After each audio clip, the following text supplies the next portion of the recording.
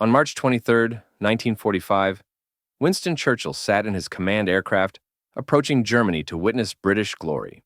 Field Marshal Montgomery's Operation Plunder, the meticulously planned Rhine crossing, would demonstrate to the world that British forces remained the professional elite of the Allied coalition. Then the radio crackled with 4 words that stopped Churchill's heart. Patton crossed last night. Not today with Montgomery's 1,000 guns and airborne drops, but last night with some boats and what Patton would later call a band of angry Pennsylvanians. Montgomery's immediate message to Churchill was blunt. American insubordination had made a mockery of Allied planning, and Patton must be relieved of command immediately. Churchill's response to Montgomery, his inner circle, and finally in a whispered admission to his physician, would reveal the brutal truth about alliance warfare, the price of pride, and why wars are won by those willing to choose results over protocol. To understand Churchill's impossible position, one must understand what Montgomery had been promised. On January 12, 1945, Churchill had personally assured Montgomery that Operation Plunder would be the centerpiece of Allied victory in Europe. Not American improvisation, but British professionalism. Montgomery had spent 2 months planning. 1.2 million men, 25,000 vehicles, 3,500 artillery pieces, airborne drops, smoke screens. The largest river crossing since Normandy. Churchill had invited war correspondents and arranged for photographers. He'd personally written the communiqué, celebrating British military excellence, that would be released the moment Montgomery's forces secured the eastern bank. Everything was ready except George Patton had other ideas. On March 22nd, late at night, Patton called Eisenhower from Luxembourg with a quick update. He'd crossed the Rhine at Oppenheim using assault boats with minimal casualties. Eisenhower's response, captured in the SHAEF telephone log, revealed his immediate understanding of the political catastrophe. When asked if he'd coordinated with Montgomery, Patton's reply was pure Patton. Montgomery had his own crossing tomorrow, so he didn't want to bother him with details. Eisenhower immediately called his chief of staff, recognizing that Patton had just created the biggest diplomatic crisis of the war. The next morning, Montgomery received confirmation that American forces had crossed the Rhine 12 hours before Operation Plunder was scheduled to begin. His reaction, recorded by multiple staff officers, was cold rather than explosive. He believed Patton had deliberately sabotaged Allied strategy to satisfy his ego, calling it insubordination at the strategic level. He demanded Patton be relieved, court-martialed, and sent home immediately. When his chief of staff noted that the crossing was successful and Third Army was expanding the bridgehead, Montgomery cut him off. Success was irrelevant, discipline was paramount. If Patton could ignore command authority, they had chaos, not coalition. He drafted an immediate message to Churchill, stating that an American general had conducted an unauthorized operation violating the agreed strategic framework, requesting that Churchill demand Eisenhower relieve Patton immediately. British forces, he argued, could not operate alongside commanders who ignored command structure. Churchill received Montgomery's message minutes before his plane was scheduled to land. After reviewing the facts, Patton crossed at Oppenheim the previous night with casualties under 30, bridgehead secured, without elaborate preparation or anyone's permission. Churchill faced brutal political mathematics. Montgomery was his chosen general, his protege, the careful professional who represented everything Churchill believed about proper military conduct. But Patton had just crossed Hitler's last natural barrier before Montgomery could even begin. Supporting Montgomery meant demanding the firing of an American general for succeeding too quickly. Supporting Patton meant undercutting British military prestige in front of the entire world. When Churchill's aircraft landed, Montgomery was waiting, ramrod straight with a rigid face. After the customary greeting, Churchill asked to walk with Montgomery privately. Montgomery immediately insisted Patton must be relieved for his insubordination. Churchill asked one question requiring complete honesty. If Patton had asked permission to cross at Oppenheim the previous night, what would Montgomery have said? Montgomery admitted he would have denied it, as the crossing diverted attention from the main effort.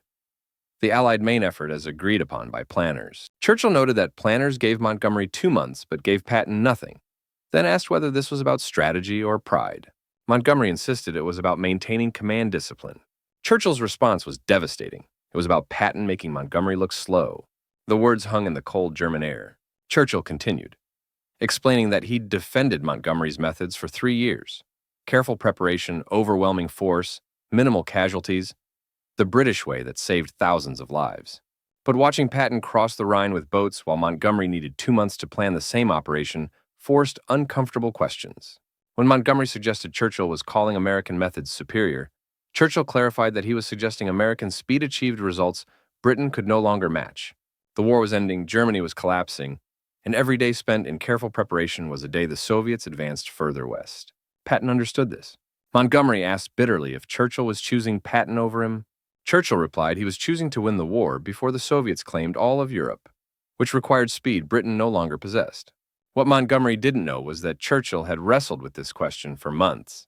In December 1944, after Patton relieved Bastogne in 72 hours, Churchill wrote in his diary that Patton accomplished in days what took Britain weeks. In January, watching Montgomery's slow advance while Patton raced across France, Churchill confided to his physician that the Americans had learned to move faster than the British could think. Standing on that German airfield watching Montgomery's elaborate preparations, Churchill realized the truth he'd been avoiding. British military doctrine, the doctrine he'd defended throughout the war, had been surpassed by American operational speed. Montgomery made one final attempt, arguing that failing to discipline Patton would set a precedent that command authority meant nothing.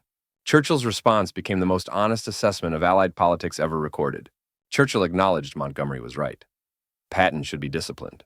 He violated protocol, ignored coordination requirements, and made Montgomery and the British military establishment look foolish. But Churchill explained what Montgomery wasn't seeing. If Churchill demanded Eisenhower fire Patton, the Americans would ask why, and Churchill would have to explain they were firing their most successful general because he succeeded too quickly without British permission. Churchill continued. The Americans were providing 70% of Allied forces, bearing the majority of casualties and funding the entire operation. Their general had just demonstrated he could cross the Rhine in one night with minimal preparation, while Britain needed 2 months and 1 million men to do the same thing. Demanding his firing would be admitting that British pride mattered more than Allied victory. The silence that followed was broken by artillery fire. Operation Plunder had begun. Montgomery's crossing, meticulously planned, was finally happening, but everyone present knew it was no longer the main event. Churchill placed his hand on Montgomery's shoulder, acknowledging him as one of Britain's finest commanders whose victories history would remember. But history would also remember that when the war's final chapter was written, an American general crossed the Rhine first. Not because he was better, but because he was willing to risk everything on speed while Britain calculated caution. When Montgomery said quietly that he'd lost, Churchill shook his head. They'd all lost something. Montgomery had lost precedence. Churchill had lost the illusion that British methods still defined modern warfare. But they were winning the war, and that had to be enough. Churchill returned to his aircraft without watching Montgomery's crossing. His military secretary recorded what happened next. The Prime Minister sat in complete silence for 20 minutes, then dictated a message to General Eisenhower. The message stated that after careful consideration of Field Marshal Montgomery's request that General Patton be relieved for the unauthorized Rhine crossing, Churchill must decline to support this request. General Patton's operation, while uncoordinated, was successful and contributed to Allied objectives. Churchill recommended no action be taken, then added a handwritten postscript urging Eisenhower to keep Patton moving, as they couldn't afford to match his speed, but couldn't afford to lose it either. That evening, Churchill met privately with his personal physician, Lord Moran. Moran's diary provides the only record of what Churchill said when he thought no one important was listening. The Prime Minister looked exhausted as he poured himself a whiskey and admitted he'd just chosen American results over British pride. Montgomery would never forgive him, and the military establishment would be furious. But watching Patton cross that river while Britain prepared its elaborate show made Churchill realize something terrible. Britain was no longer the leading military power in the alliance, and hadn't been for quite some time. He'd just been too proud to admit it. When asked if he regretted the decision, Churchill's response was immediate. Not for a second. Pride doesn't win wars, speed does. Patton understood that, Montgomery didn't. When forced to choose between a general who protects British prestige and a general who ends the war faster, Churchill chose the one who brings the troops home. Churchill continued with what made this moment so significant. Montgomery had demanded Patton be fired for insubordination, and he was right. Patton ignored command structure and violated protocol. In any properly run military, he'd face consequences. But they weren't running a properly run military. They were running a coalition of competing national interests, where the side with the most resources makes the rules. And that side was no longer Britain. It was America. Churchill admitted he'd spent the entire war pretending Britain and America were equal partners. Today, he admitted the truth. America was the senior partner now, providing the majority of men, material, and leadership. Patton crossed first, because American military doctrine had surpassed British doctrine, not in training or bravery, but in the willingness to move faster than caution recommends. That was the future of warfare, and Britain was no longer leading it. The consequences of Churchill's decision rippled through Allied command. Montgomery never forgave him, and their relationship, once warm, became coldly professional. British military leadership felt betrayed.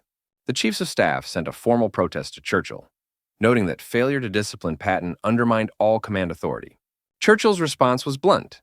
Would they prefer he demand Patton's relief and watch the Americans ignore him?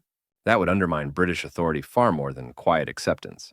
But Churchill's decision had strategic implications beyond hurt feelings. By refusing to support Montgomery's demand, Churchill signaled to American commanders that operational success would be rewarded, even when it violated protocol. Patton understood this immediately. After learning Churchill had declined Montgomery's request, Patton wrote in his diary that the British finally understood this was America's war now, and they would finish it their way. The final assessment came in Churchill's own memoirs written years after the war. In Volume 6 of his history, he devoted an entire chapter to the Rhine crossings, writing that General Patton's crossing at Oppenheim demonstrated that modern warfare rewards speed over preparation. Field Marshal Montgomery's Operation Plunder was a masterpiece of careful planning, but Patton's improvised assault achieved the same objective in one night with a fraction of the resources. The contrast was instructive and, for those who championed British methods, uncomfortable. In a private letter to President Eisenhower in 1953, Churchill was more honest. When asked if he regretted not supporting Montgomery's demand to fire Patton, the answer was no. Patton won the race to the Rhine and helped end the war faster. He saved lives by moving so quickly the Germans couldn't organize coherent defense. Was he insubordinate? Absolutely. Was he necessary? More than Churchill wanted to admit. What Churchill said when Montgomery demanded Patton be fired revealed the hardest lesson of coalition warfare. Sometimes one must choose between the general who makes you proud and the general who wins faster. Churchill chose speed. He chose results. He chose to admit that British military methods, however professional, had been surpassed by American operational tempo.